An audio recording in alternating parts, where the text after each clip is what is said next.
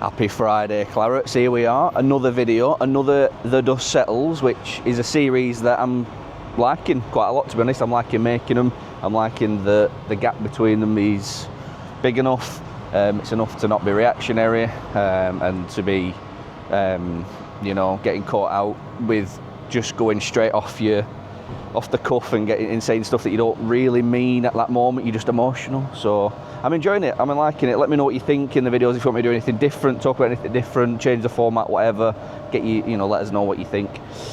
So it's been just under a week since the incredible Chelsea game. Like, what a result that were, by the way. Like, I'm quite a pessimistic person with everything. In most things really, but especially with Burnley, I'm quite pessimistic with it all. But to sit back and to not give any credit for that result is unbelievable. It had everything we needed. What I thought was missing in the team. It had desire, it had fight, it had grit, it had determination.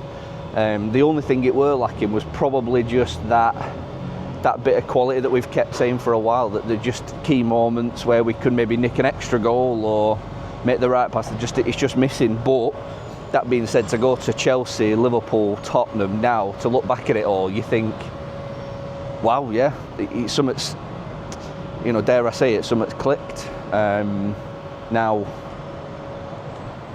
am I the person that's gonna sit here and go back on my word of what I said all season about us going down? Probably not. However, the problem with getting these good results is it gives you bloody hope.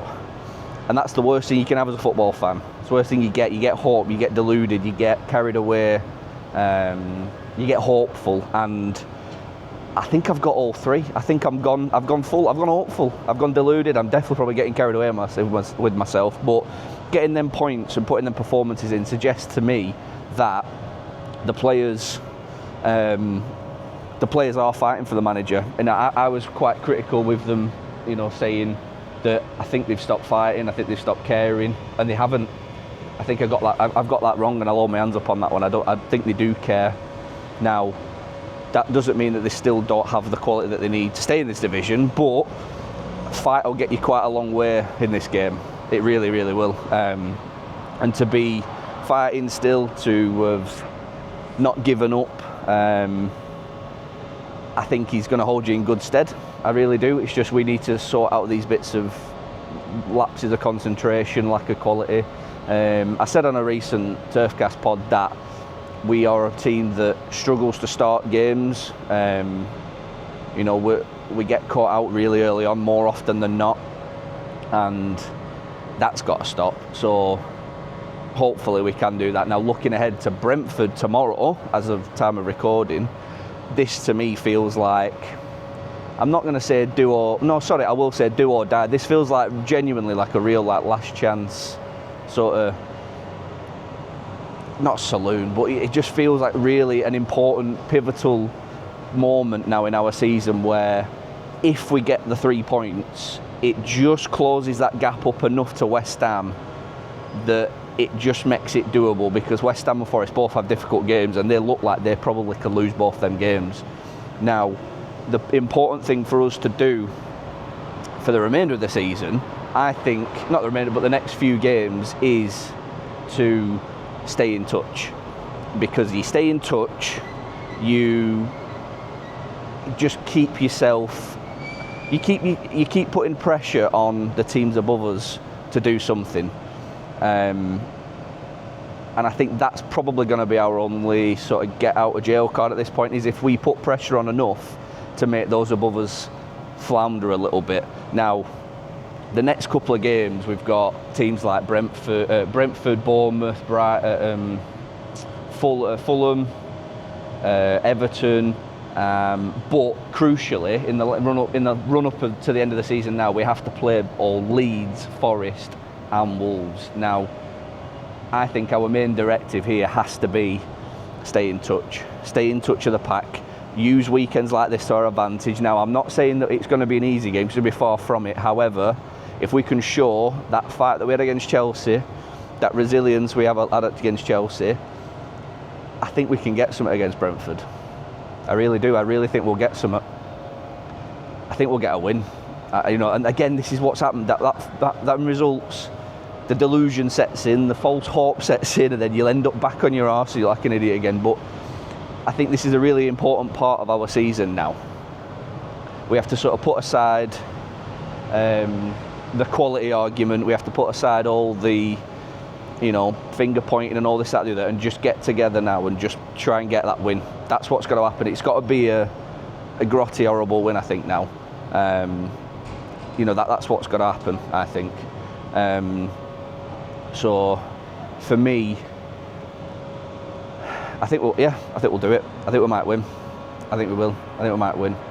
Now, see, I'm like talking myself down now as I'm saying this to you on camera, but yeah, it's one of them. It's one of them.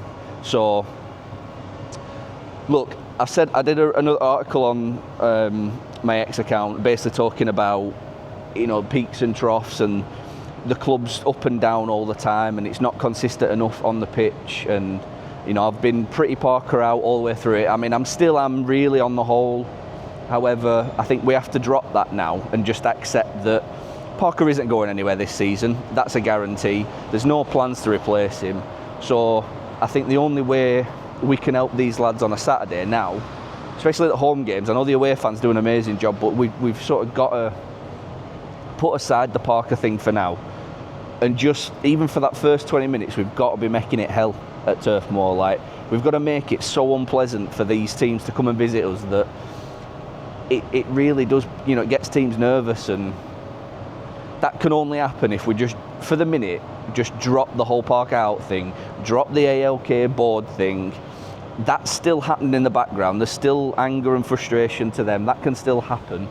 You're still allowed to not like Park, you're still not allowed to like ALK, but now I think we've just got to focus our attention just on them lads on the pitch. And I think if we do that, I think it'll genuinely really help, especially at the beginning of the games. Fair enough, if the game's gone to pot and we're 3-0 down at half-time, throw as much frustration as you can. Be angry, be frustrated, keep it football-related, don't get personal. But I think we've got to start now just dropping the whole Parker frustrated thing and just really get behind them. I think that is what's going to push us forward. I think that's what's going to push us over the line here now. The lads, we know they've hit the quality ceiling. We know that we're not going to get any better quality-wise. It's more about now feeling. It's more about atmospheres. It's feeling. It's energy. It's vibes. I think we're going to have to rely on that now to get us over the line. That's where we're at with it. So. I think if I'm being truthfully honest, I think Saturday, I think it'll be a 2-1 win. That's me. I'm going to throw it out there. It'll be a 2-1 win, and I think we'll get the 3 points. And I'm not saying we'll stay up, but I think it'll spark a bit of a resurgence from us. I do, and I'm feeling a little bit optimistic. That's dangerous territory to be in, isn't it? Especially being a Burnley fan this season. So. Yeah, let me know what you think. Let me know your thoughts in the comments, and cheers for watching. Up the Clarets.